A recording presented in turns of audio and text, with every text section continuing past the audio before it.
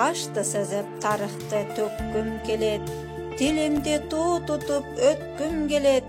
Кыргыз болуп дүйнөгө жаралган соң, кыргыз болуп дүйнөдөн өткүм келет. 21 февраль эл аралык эне тил күнү. Сабактын темасы эне тил тагдыры, эл тагдыры. Сабактын максаты улутубуздун жан дүйнөсү болгон тилибизди сактоого, аны сүйүүгө жана өнүктүрүүгө тарбияланасыңар. Элибизди эл кылып, улут катары таанытып келе жаткан улуу белгибиз бул эне тилибиз кыргыз тили. 21 февраль ЮНЕСКО тарабынан эл аралык эне тил күнү катары белгиленген. Бул күн 1999 жылы Бириккен Улуттар Уюмунун агартуу, илим жана маданият маселелери боюнча уюму ЮНЕСКО тарабынан жарыяланып, ошондон бери жыл сайын маданий жана тил байлыгын өркүндөтүү максатында белгиленип келе жатат.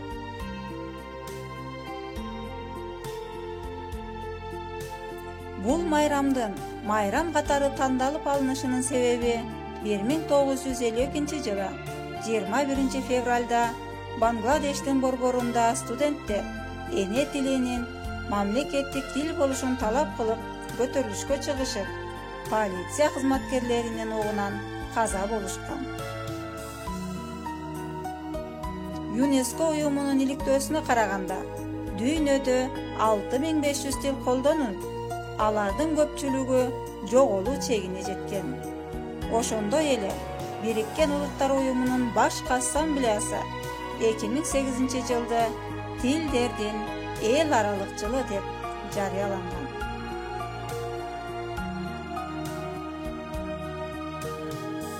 Тилдер биздин материалдык жана мүдөлүк мурастарыбызды сактоонун жана өнүктүрүүнүн эң күчтүү куралы катары эсептелген.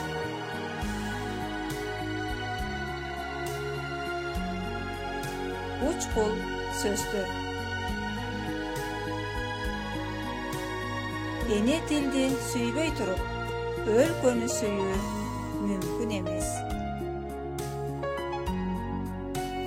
Константин Паустовский.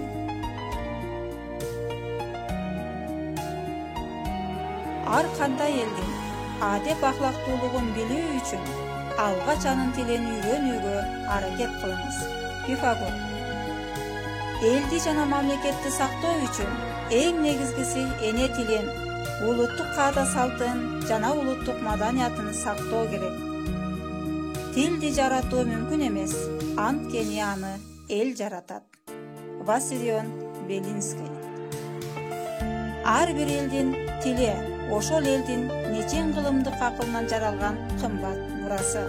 Чыңгыз Айтматов.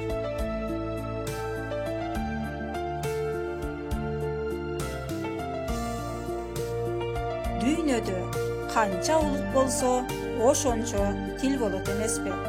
Ал эми көп тилдүү түрдүүлүк, көп маданияттуулук өлкөнүн, дүйнөнүн байлыгы.